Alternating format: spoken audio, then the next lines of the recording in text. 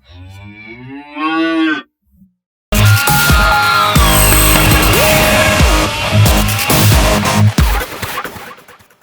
Semen से जो बछड़ी पैदा होगी हम ये ऑब्जर्व कर सकते हैं। उस बछड़ी ने दूध कितना देना है, बच्चा पैदा करने में मुश्किल पेश आती है, उसके रेट को हमने कैसे कंट्रोल करना है। मेस्टाइटिस जो अक्सर सारू है वो हमने जो पैदा होने वाला जानवर है उसमें उससे कैसे उसको मैक्सिमम हद तक बचाना है। उसके बाद दूध की पैदावार, उसका बॉडी स्ट्रक्चर के हमें किस तरह का बॉडी स्ट्रक्चर वाले जानवर जो है अपने फार्म पे चाहिए। बहुत बड़ी हाइट के चाहिए, दरमियानी हाइट के, छोटी हाइट के, दुम छोटी हो, टांगे कैसी हो, उनका हवाना कैसा हो, उनके थन छोटे हो बड़े हो, जिंदा कितनी देर रहना। आपकी बछड़ी का जो दूध का फैट है, जो अक्सर आप कहते हैं कि खोया कितना निकला है या दूध मक्खन मलाई कितनी है, ये वो सारी चीजें आप कैसे देख सकते हैं। चीज अगर आप निकालते हैं तो उसका क्या हिसाब किताब है। सीमन सिलेक्शन पे अक्सर दोस्त बात करते होंगे कि डॉक्टर से हमने सीमन अपनी गाय को टीका रखवा लिया है, एआई करवा लिया है, ये सीमन है क्या है, सीमन का कैटालॉग पढ़ने का क्या तरीका है। मुकम्मल इस वीडियो में आपको बताऊंगा कि सीमन कहाँ से लेना चाहिए, किस मुल्क का लेना चाहिए, सीमन की अहमियत क्या है, किस मुल्क ने इसमें बहुत ज़्यादा तरक्की की है, हमारे मुल्क के जो फार्मर हैं और डॉक्टर हैं और किसी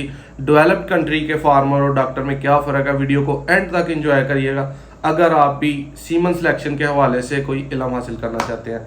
तो दोस्तों वीडियो का आगाज़ करते हैं। सबसे पहले मैं आपको बताऊंगा कि जो सीमन सिलेक्शन है वो दोस्त अक्सर कहते हैं कि हमने यूएस से लेना है, ऑस्ट्रेलिया लेना है। कभी भी सीमन सिलेक्शन के हवाले से आपने किसी कंट्री को चूज़ नहीं करना। आपको बुल के कैटालॉग को पढ़ना आना चाहिए कि जिस बुल का मैं सीमन ले रहा हूँ उसकी क्या क्या खसूसियात है और क्या क्या खामियाँ हैं। वक़्त इतना जदीद हो चुका है, सीमन सिलेक्शन पे इतना ज़्यादा सीमन पे वर्क हो चुका है कि हम अपनी गाय को रखवाने वाला जो सीमन रखते हैं उससे जो बच्चा आना है वो बच्चा हम सेक्स सीमन रखते हैं तो सेक्स सीमन से जो बछड़ी पैदा होगी हम ये ऑब्जर्व कर सकते हैं, ये देख सकते हैं कि उस बछड़ी ने दूध कितना देना है। उस बछड़ी में जो डिस्टोकिया का अक्सर मसले होते हैं हिफर्ज में कि बच्चा पैदा करने में मुश्किल पेश आती है, उसके रेट को हमने कैसे कंट्रोल करना है। मेस्टाइटिस जो अक्सर सारू है वो हमने जो पैदा होने वाला जानवर है उसमें उससे कैसे उसको मैक्सिमम हद तक बचाना है। उसके बाद दूध की पैदावार, उसका बॉडी स्ट्रक्चर के हमें किस तरह का बॉडी स्ट्रक्चर वाले जानवर जो है अपने फार्म पे चाहिए। बहुत बड़ी हाइट के चाहिए, दरमियानी हाइट के, छोटी हाइट के, दुम छोटी हो, टांगे कैसी हो, उनका हवाना कैसा हो, उनके थन छोटे हो बड़े हो, ये सारी चीज़ें हमें एक कैटालॉग जो सीमन का जो हम टीका अपनी गाय को रखवाते हैं ये सारी चीज़ें हमें वो बताता है। अब वो हर एक आम किसान को आनी चाहिए जो एक आम फार्मर है। हमारे मुल्क के फार्मर, मैं ये कहता हूँ कि शायद जो डीवीएम है, वर्चुअल असिस्टेंट तो बहुत छोटे हैं, वेटरनरी वीए जो है, लेकिन जो डीवीएम है हमारे मुल्क के डीवीएम से भी ज़्यादा अमेरिका का जो एक आम फार्मर है जिसका एक फार्म है और उस फार्म को चला रहा है उसको हमारे डीवीएम से भी ज़्यादा अकल समझ है फार्मिंग, क्योंकि वो प्रोफेशनल लेके इसको चलते हैं। वहाँ पे डॉक्टर की जो सैलरी है वो पे है वो बहुत ज़्यादा है, इसलिए वो फार्म मैनेजर जो होते हैं या जो फार्म रन करने वाले ऑनर होते हैं वो खुद समझ के उस फील्ड में छलांग लगाते हैं और ख़ुद अपने सारे काम को लेके चलते हैं। यहाँ पे दोस्तों कैटालॉग जो है एक सीमन का, उसकी प्रॉपर डिटेल मैं आपको दो पार्ट्स में बताऊंगा। पहले पार्ट में मैं आपको बताऊंगा कि आपका मिल्क जो है वो मिल्क का आपने कैसे देखना है, मेस्टाइटिस कैसे देखना है, जो आपकी बछड़ी पैदा होगी उसने ज़िंदा कितनी देर रहना है, आपकी बछड़ी का जो दूध का फैट है, जो अक्सर आप कहते हैं कि खोया कितना निकला है या दूध मक्खन मलाई कितनी है, ये वो सारी चीज़ें आप कैसे देख सकते हैं। चीज़ अगर आप निकालते हैं तो उसका क्या हिसाब किताब है, सोमैटिक सेल स्कोर क्या है, आने वाला जो बच्चा है उसमें कॉन्सेप्शन रेट क्या है, को कॉन्सेप्शन, सारी चीज़ें आपको मैं इस वीडियो में बताऊंगा कि कैटालॉग को जो है वो आपने कैसे पढ़ना है। अब कैटालॉग में जो सीमन होते हैं, सेक्स सीमन, उनमें दो तरह की चीज़ें होती हैं। सबसे पहले आपको मिलेगा जीनोमिक बुल्स, उसके बाद आपको मिलेगा प्रूवन बुल्स। जो जीनोमिक बुल्स है वो एक ऐसा बुल होता है जिसका डीएनए जो है वो कंपनी लेती है और डीएनए से वो 90% हमें मालूमात देते हैं कि ये जो बुल है ये आने वाले वक्तों में इस तरह की बछड़ियां पैदा करेगा और उसकी रिलायबिलिटी 90% होती है, यानी कि हम 90% एतमाद कर सकते हैं कि ये जो भी बताएंगे वो हकीकत होगा। उसके बाद प्रूवन बुल्स आ जाते हैं जो प्रूव्ड है, यानी कि तकरीबन 5 साल 10 साल से उनकी बछड़ियां जो है मुख्तलिफ फार्म्स में जो है वो प्रूव कर चुकी हैं, इसलिए वो प्रूवन बुल होगा। आने वाला वक्त जीनोमिक बुल्स का, क्योंकि इतना वक्त ही नहीं है लोगों के पास कि हम उसको प्रूव करके फिर काम करें। डीएनए की सहूलत मौजूद है, लोग जो बड़ी कंपनीज हैं वो डीएनए करवा के उस बुल्स को आगे लेके चलती हैं और वो रिजल्ट देता है। हमारा हमसाया मुल्क इंडिया इस काम पे बहुत ज़्यादा तरक्की कर चुका है। आज से 5 7 10 साल पहले से वो जीनोमिक बुल्स और एम्ब्रियो पे काम कर रहे हैं। उस मुल्क में हमारे मुल्क की निस्बत गाय का रेट हाफ से भी हाफ है, अगर पैसों को भी एक जैसा किया जाए, फिर भी उनका 2 हिस्से कम हमारे मुल्क से गाय का रेट है, क्योंकि उन्होंने खुद वहाँ पे गाय को बनाया, खुद गाय को उन्होंने जो है वो उसकी नशोनुमा की है, उसकी जो परवरिश है और उसकी जो नस्ल की अफजाइश है ना, उसको खुद परवान चढ़ाया और उन्होंने तरक्की की और वहाँ पे रेट कम। वो तो इंपोर्ट भी बाहर से नहीं करते किसी भी तरह की जो गाय है, सारा कुछ उन्होंने अपने मुल्क से सिर्फ सीमन और एम्ब्रियो पे काम करके बहुत अच्छी नस्ल बनाई, हमारे मुल्क से बहुत अच्छी। सबसे पहले हमने जो टॉप 3 बुल है, आपको स्क्रीन पे नज़र आ रहा होगा, हमने लिया निकिता। ये बुल शायद जो दुनिया के इस वक्त टॉप 10 है उनमें 1 नंबर पे आता होगा। इसका नाम सबसे ऊपर जो है वो निकिता लिखा हुआ है। अब इसका नीचे अगर आप आते हैं तो आपको REG लिखा हुआ नज़र आएगा, यह जिसका रजिस्ट्रेशन नंबर, आगे आप HO84 ये सारा जो है ये इसका रजिस्ट्रेशन नंबर है। उसके बाद इसकी है RHA परसेंटेज, यानी उसके बाद हम पढ़ते हैं जी DOB डेट ऑफ बर्थ जो है इसकी डेट ऑफ बर्थ है जी 26 जनवरी 2022, यानी कि ये 2022 के पहले माह का है। अभी जब हम पढ़ रहे हैं तो आप कह सकते हैं ये तकरीबन 2.25 साल का या 2.5 साल का जो है ये हो चुका है। आगे हम नीचे हम देखते हैं कि AA है, आगे A2 है, HU1F है। इसमें जो आपकी सीखने वाली चीज़ है वो सिर्फ ये है कि A2 जो है वो आपके बुल्स में जो है, जो भी आप बुल सेलेक्ट करेंगे उसमें आपका A2 होना चाहिए। A2 से मुराद ये है कि जो सबसे अच्छा यानी कि फैट आता है, या सबसे अच्छा जो दूध में जो होते हैं फैट के प्रोटीन्स या इस तरह की चीज़ें, वो जो आपकी हैं ये A2 जो है वो बहुत ज़्यादा आएंगी। इसके हम अगर नीचे आते हैं तो आपको ये कुछ कंपनीज के नज़र आएंगे, रोबोटिक, बैलेंस ब्रीडिंग, A2 और इको फीडर, ये टैग्स हैं कंपनी के। आगे हम इसके ऊपर अगर देखते हैं तो captain x, pyramid x, delta. अब इसका जो बाप है वो कैप्टन था, अब कैप्टन का जो बाप यानी कि इसका जो दादा निकिता का वो पैरामिड है, और पैरामिड का जो बाप है वो डेल्टा है, यानी कि इसका बाप, उसका दादा, उसका परदादा, इन तीनों का जो डाटा मेंशन है वो इस आपको कैटलॉग में नज़र आ रहा है। उसके हम नीचे आ जाते हैं तो ये कैटलॉग हम देखते हैं कि किस डेट को जो है वो बना हुआ है। अब कैटलॉग 4 माह 2024 का बना हुआ है, यानी कि अप्रैल 2024, यानी कि जब मैं वीडियो बना रहा हूँ तो ये बिल्कुल न्यू है। अब ये कैटलॉग की जो डेट है हर बुल की वो हर 4 माह बाद यानी कि साल में 3 दफ़ा चेंज होती है। और आपने जो भी बुल लेना है आपने कोशिश करनी है कि यहाँ पे जो डेट है वो आपने देखने के जो बुल का आप सीमन ले रहे हैं उसकी डेट का जो कैटलॉग है वो न्यू होना चाहिए, 6 माह या 8 माह होना चाहिए, 1 साल से ज़्यादा नहीं होना चाहिए। उसके आगे हम देखते हैं जी CDCB समरी जेनोमिक। यहाँ पे अब आ गया जी ये जेनोमिक बुल है।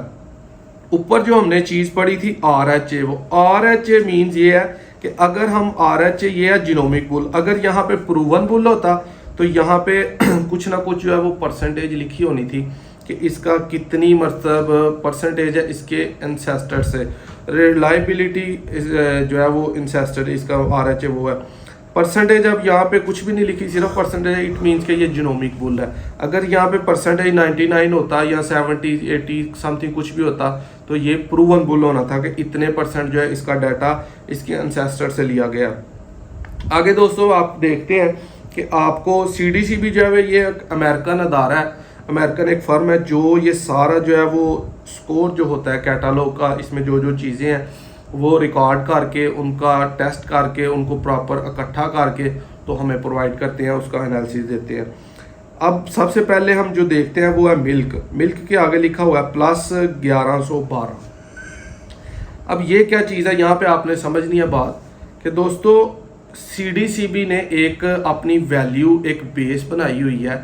उस बेस को मैं आपको अंदाजन कह सकता हूँ, वैसे तो तकरीबन वो 29,000 समथिंग है पाउंड्स में, कि एक जो उनकी गाय है ना वो तकरीबन 305 दिन में 29,000 यानी कि 30,000 पाउंड जो है वो दूध देगी। यानी कि एवरेज अगर आप देख ले तो 13-14 हज़ार लीटर बनता है। अगर आप पर डे की देखें तो 25 से 30 लीटर बनता है। यानी कि 30 लीटर अमेरिकन जो है वो बेस है कि उनकी जो होल्स्टियन फ्रीजियन गाय है ना वो एक गाय ने 30 लीटर दूध देना है पर डे। फर्स्ट अपनी जो उसका सोने के बाद है यानी कि बच्चा देने के बाद जो है वो तकरीबन उसके जो 305 दिन में उसने 30 लीटर की एवरेज देनी है, उसमें वो 40 भी देगी, 45 भी देगी, 25 भी देगी, 20 भी देगी।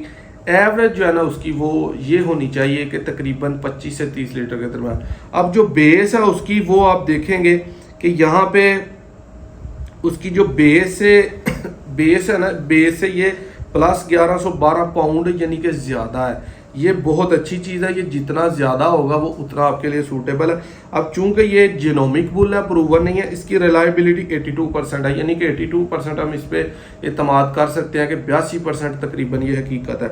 आगे हम आ जाते हैं तो फैट है। फैट जो यानी कि दूध पे आती है होल्स्टीन फ्रीजियन की अक्सर आप देखेंगे 4.1, 4.2, 4.5 जो आती है पर लीटर में। तो इसमें हम देखते हैं कि ये प्लस 126 है। इसी तरह उन्होंने इसकी भी एक बेस बनाई हुई है, ये बेस से प्लस 126 है। ये भी जितना ज़्यादा होगा आपका उतना ही अच्छा है। इसकी भी परसेंटेज प्लस 0.29% है, यानी कि इतनी परसेंट जो है वो इसकी इंक्रीज हुई है। आगे हम देखते हैं प्रोटीन।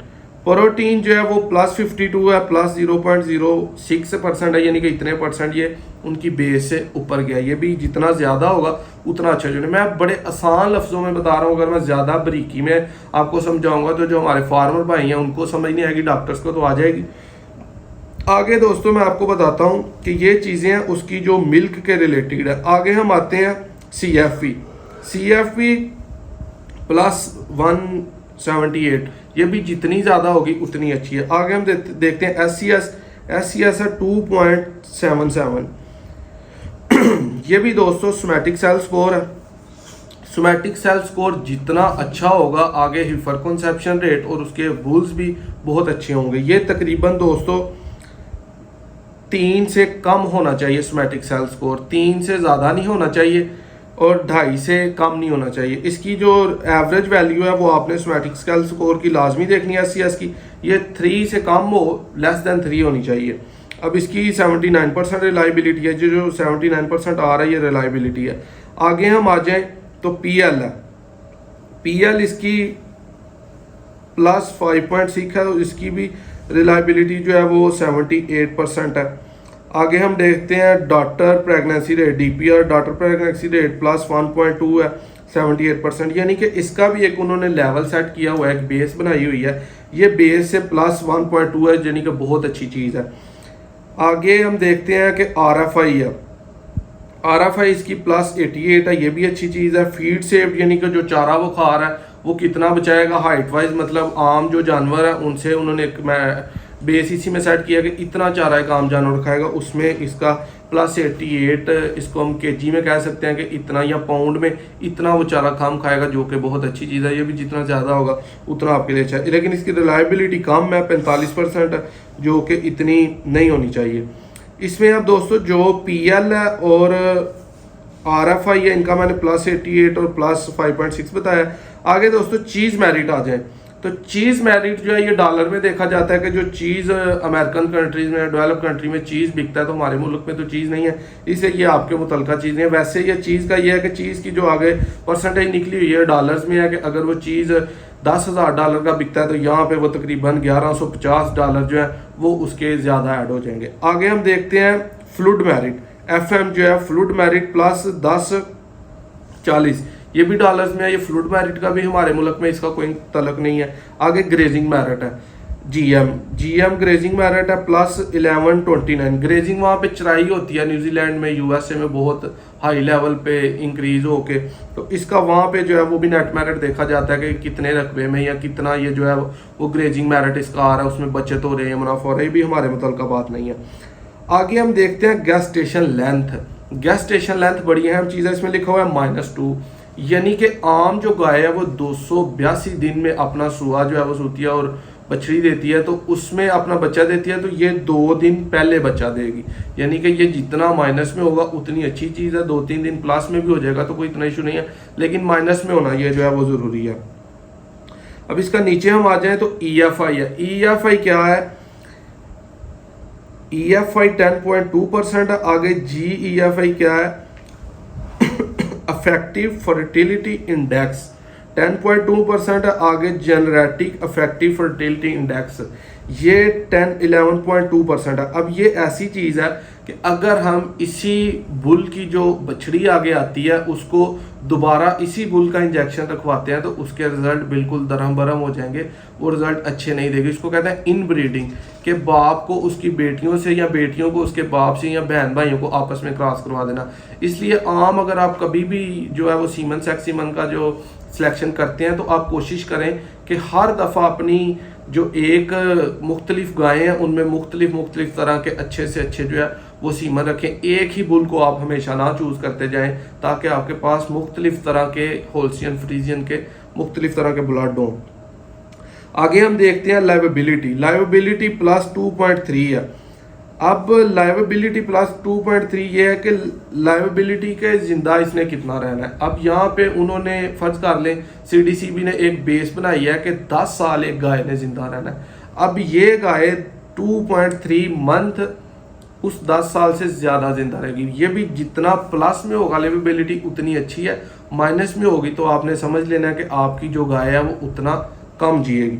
उसके बाद हम देखते हैं हीफर लाइवेबिलिटी, जो उसकी हैफर है उसकी आगे बच्ची है, जो बछड़ी पैदा होनी है, जो टीका हमने रखवाया है सीमन रखवाया उससे जो बछड़ी पैदा होगी वो भी प्लस 1.2 है, यानी कि उसकी भी जो आम बेस है उससे 1.2 मंथ जो है वो एज ज़्यादा होगी। आगे हम नीचे आते हैं तो HCR है, हीफर कंसेप्शन रेट।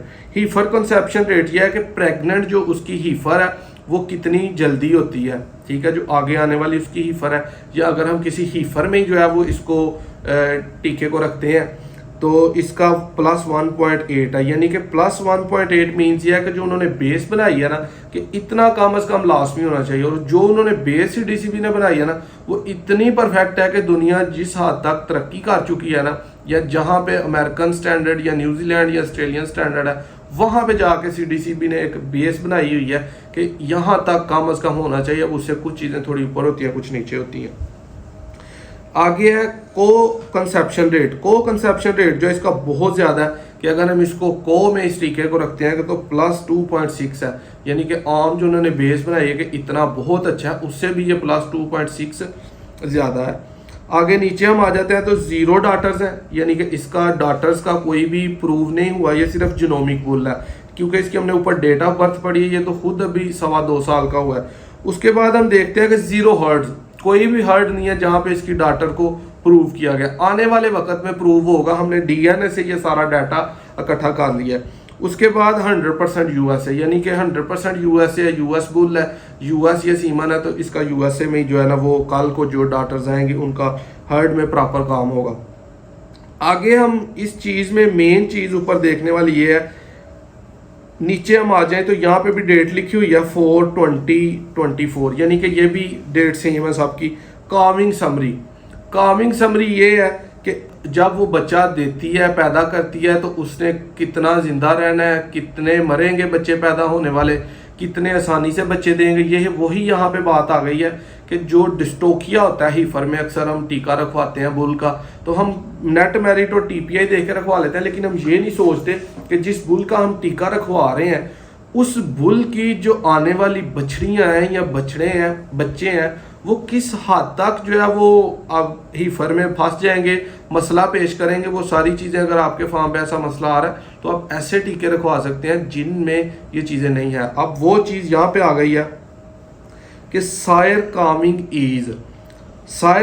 ईज ये है कि जो जिसमें हमने गाय में या हीफर में जो है वो टीका मतलब रखा है, ठीक है, सीमन रखा है और वो प्रेग्नेंट हो गई है, उसके जब 282 दिन पूरे हुए हैं तो सायर कामिंग ईज ये है कि 1.1%, ठीक है, यानी कि 1.1% जो बेस है ना उससे अच्छी है बहुत ज़्यादा।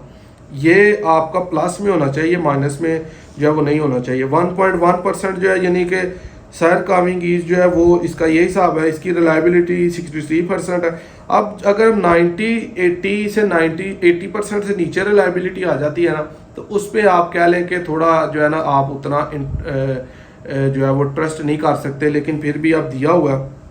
इसकी जीरो ऑब्जर्वेशन है। आगे आगे हम डॉटर काविंग ईज कहते हैं कि जो इसकी बेटियां होंगी इस बुल की, उनको काविंग के टाइम जब वो बच्चा देंगी सोने के टाइम कितना जो है ना वो मतलब आएगा, उसकी परसेंटेज ये है कि 1.2%।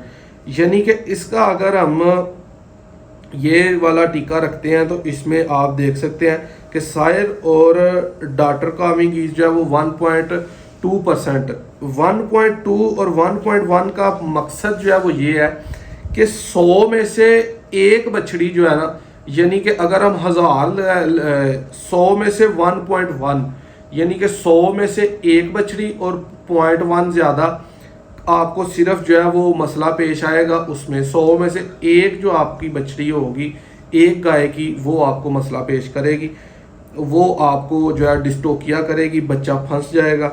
आगे जो डॉटर काविंग ईज है, डॉटर काविंग ईज 1.2% है। ये भी तकरीबन 100 में से एक बछड़ी आपकी जो है वो फंसेगी। जितना कम होगा उतना ही अच्छा है। इसको आप कह सकते हैं कि ये अगर आपका 4, 5, 6% है तो आप में 100 में से 5 जो है वो बछड़ियाँ फंस जाएगी, डिस्टोकिया हो जाएगा। अगर आपकी 10% है तो उतना फंसेगी। ये चीज़ आपने लाजमी देखनी है।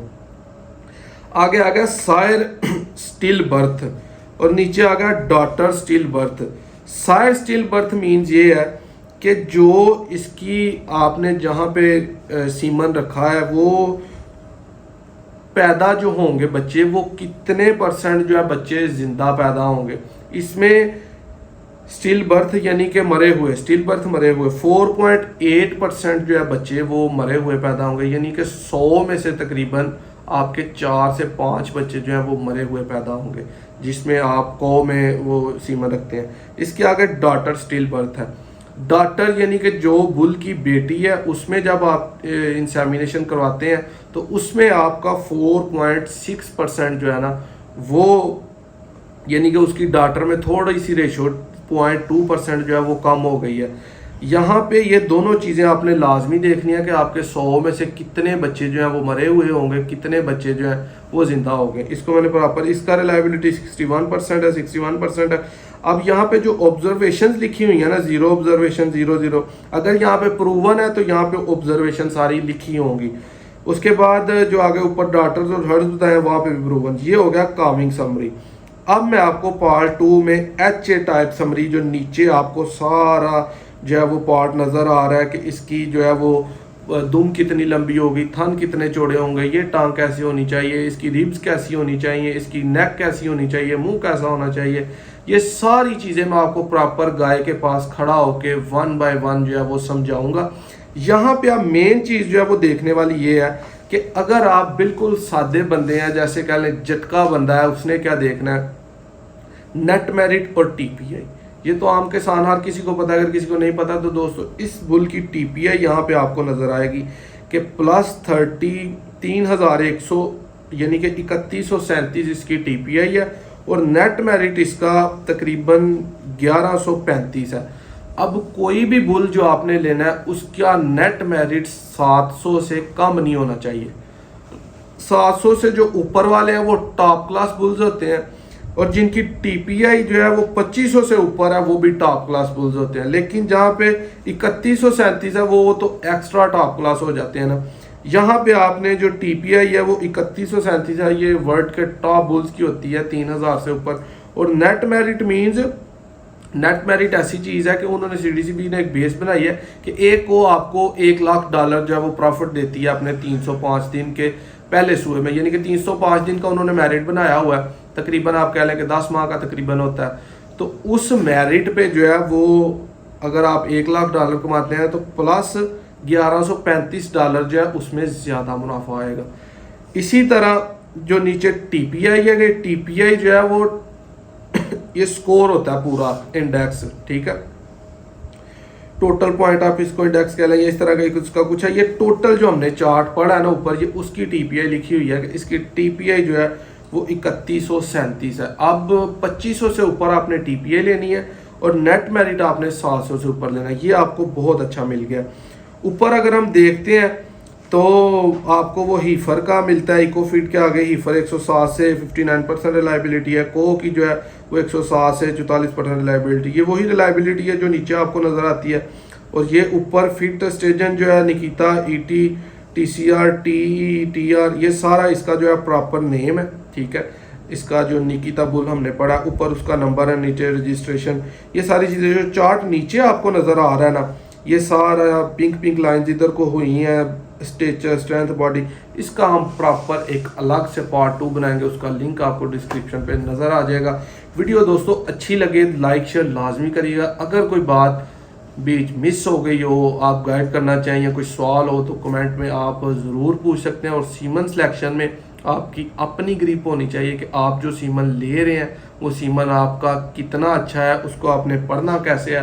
आगे मज़ीद जो मालूमात है सीमन के हवाले से कि सीमन आपको अच्छा कहाँ से मिल सकता है, किस कंपनी का अच्छा है, कौन कौन सी अच्छी कंपनियाँ इस पर काम कर रही हैं, नीचे वाली सारी इन्फॉर्मेशन, ये सारी चीज़ें आपको इस चैनल पे नज़र आएंगी। अपने होस्ट नादिर अहमद को इजाज़त दीजिए। वीडियो इसलिए शेयर करिएगा कि आपकी तरह किसी और फार्मर को भी सीखने का मौका मिले।